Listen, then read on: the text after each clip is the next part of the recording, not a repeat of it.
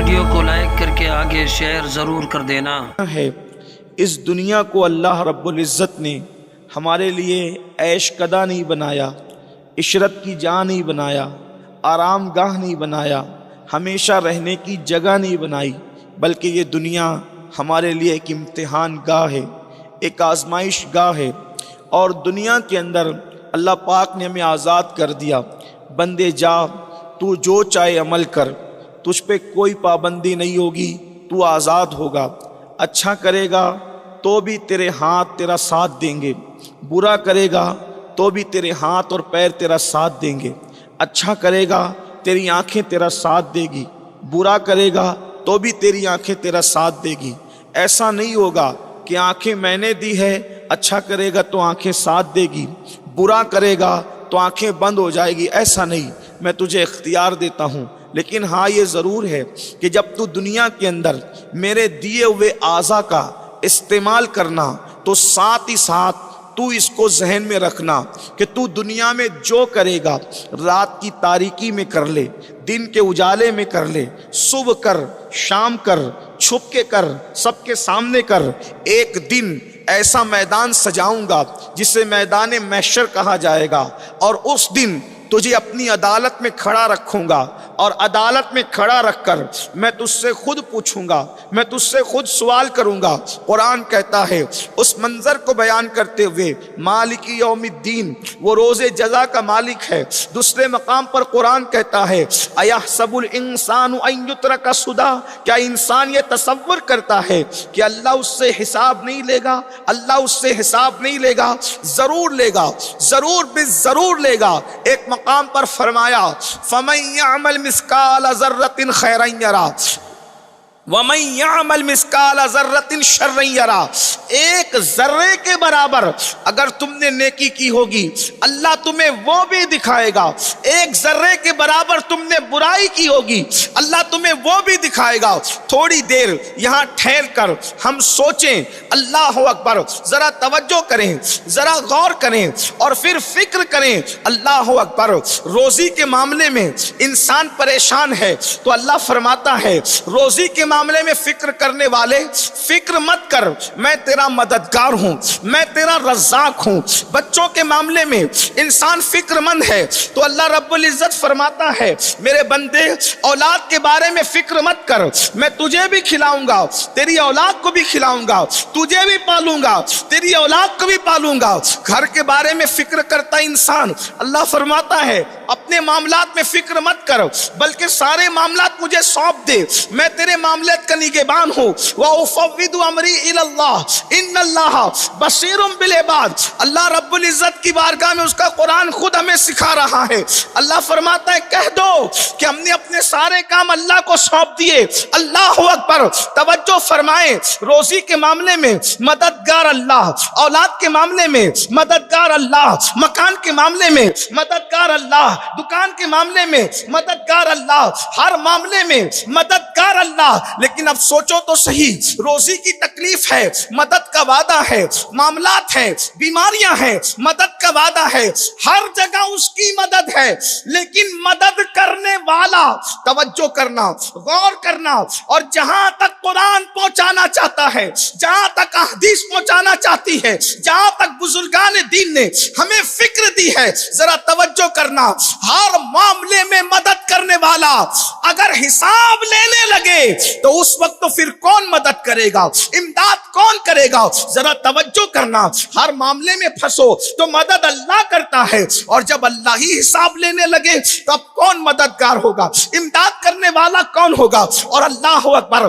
ہر معاملے میں اللہ کہہ رہا ہے فکر مت کر، میں ہوں، میں تیری مدد کروں گا۔ لیکن جب محشر کا معاملہ آتا ہے تو اللہ یہ نہیں کہتا فکر مت کر، اللہ کہتا ہے فکر کر، اللہ کہتا ہے فکر کر۔ کیسی فکر کر؟ قرآن کہتا ہے وَلْتَنْظُرْ نَفْسٌ مَا قَدَّمَتْ لِغَدٍ، اے ایمان والو میدان محشر کی فکر کرو کہ اس دن کے لیے تم نے کیا روانہ کیا، اس دن کے لیے تم نے کیا بھیجا. اللہ اکبر. میرے پیارے آقا علیہ الصلوۃ و تسلیم کے پیارے دیوانوں, ذرا غور تو کرو, ذرا سوچو تو صحیح. حساب اللہ لے گا, کوئی فرشتہ حساب نہیں لے گا. اللہ اکبر. کوئی نبی اور رسول ہمارا حساب نہیں لیں گے, اولیاء اور صحابہ ہمارا حساب نہیں لیں گے. حساب لینا کس نے ہے؟ اللہ نے. اور پھر سوچو وہ کتنا دانا ہے. ذرا غور تو کرو مسلمانوں, اگر وہ ہماری نمازوں کے بارے میں پوچھ لے, یعنی ہماری نیکیوں کے بارے میں پوچھ لے, ہم اللہ کو نیکیوں کا جواب نہیں دے سکتے. جب وہ ہمارے گناہوں کے بارے میں پوچھے گا ہم اس کو کیسے جواب دیں گے؟ تھوڑا تصور کرو, اگر پیر ہمارے گناہ کے بارے میں پوچھ لے تو ہمارا سر جھک جاتا ہے, ہم پیر کو جواب نہیں دے سکتے. ابا پوچھ لے گناہ کے اور غلطیوں کے بارے میں, ہم ان کو جواب نہیں دے سکتے.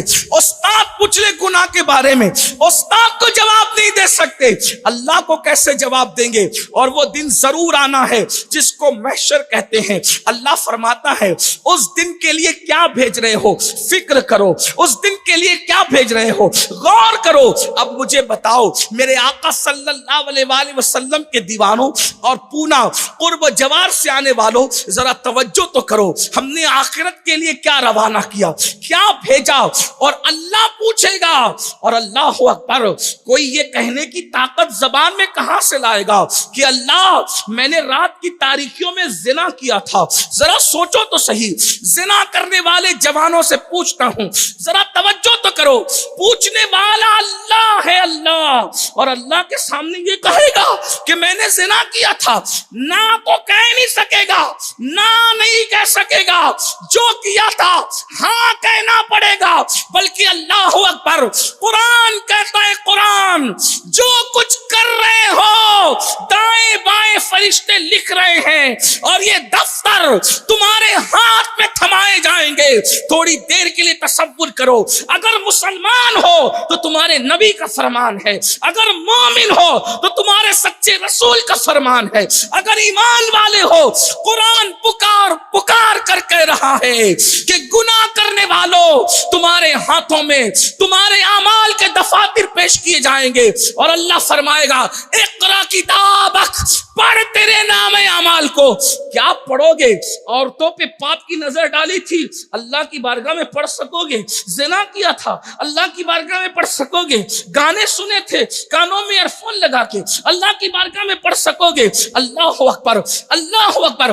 افیئر کے معاملات کیے تھے, اللہ کی بارگاہ میں پڑھ سکو گے. نشے میں دھت رہتے تھے, اللہ کی بارگاہ میں پڑھ سکو گے.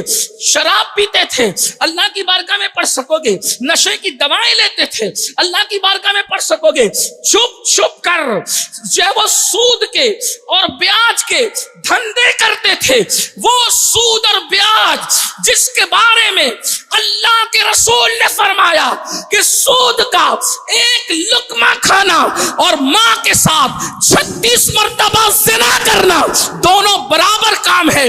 آپ بتاؤ, جس نبی نے فرمایا کعبے کے اندر زنا کرنے والا اور سود کھانے والا دونوں برابر برابر ہے, اللہ کی بارگاہ میں پڑھ سکو گے, اللہ کی بارگاہ میں بیان کر سکو گے. وہ دن آنے والا ہے جسے میدان محشر کہتے ہیں, جسے حشر کا دن کہتے ہیں. اللہ اکبر. آئیے تھوڑا سا تمہید میں ایک بات اور سن لیں. اتنی بے باک ہو گئی ہے میری قوم, کہتے ہیں مولانا ہم نے تو کلمہ پڑھا ہے, ہم تو ایمان والے ہیں, ہم جنت میں جائیں گے نہیں تو کون جائے گا. بڑی معذرت کے ساتھ سارا معاملہ تو کلمہ پڑھنے والوں کے ساتھ ہی ہے, اس لیے کہ جنہوں نے نہیں پڑھا ان کا ٹھکانہ تو دائمی طور پہ جہنم ہے. حساب تو ان کو, فکر تو ان کو دی جا رہی. یا ایھا الذین آمنو, ایمان والو, ولتنظر نفس ما قدمت لغد, آخرت کے لیے تم نے کیا بھیجا اس پر غور کرو, فکر کرو.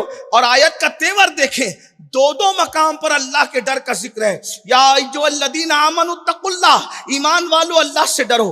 ولتنظر نفس ما قدمت لغد, اور اپنی آخرت کے لیے تم نے کیا بھیجا اس پہ غور کرو. پھر اس کے بعد کہتا ہے واتقوا اللہ, اللہ سے ڈرو.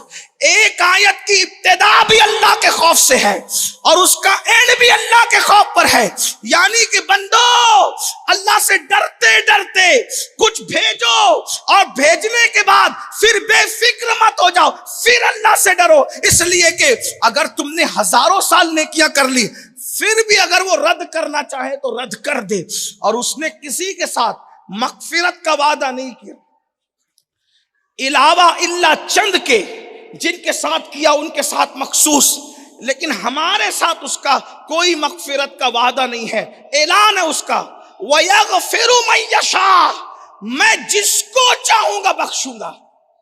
توجہ کرنا, جس کو چاہوں گا بخشوں گا. اور پھر کہتے ہیں وَيُعَذِّبُ مَن يَشَاءُ, اور جس کو چاہوں گا عذاب دوں گا. اور پھر غور کریں, اگر نبی کے سگے چچا کو عذاب دینا چاہوں تو اس کو بچھو کی شکل میں, نبی کے سگے چچا کو بچھو کی شکل میں جہنم میں داخل کروں گا. تمہاری آنکھوں کے سامنے ابراہیم خلیل اللہ جیسے نبی کا سگا چچا آزر بچھو کی شکل میں جہنم میں ڈالا جائے گا, تاکہ تمہیں پتا چل جائے جب اگر چاہتے ہیں تو نبی کے چچا کو بھی جہنم میں ڈال دیتے ہیں. نبی کا سگا بیٹا کنعان کی شکل میں, نوح علیہ السلام کے بیٹے کی شکل میں اس کو جہنم میں ڈالا جا رہا ہوگا. اب آپ سے پوچھنا چاہتا ہوں, اس سے بڑھ کر بھی اب کوئی ثبوت چاہیے آخرت کی تیاری کے حوالے سے؟ اللہ اکبر. یہ بات اگر میں اپنی طرف سے کہوں, لوگوں کو لگتا ہے کہ مولوی لوگ زیادہ ڈراتے ہیں.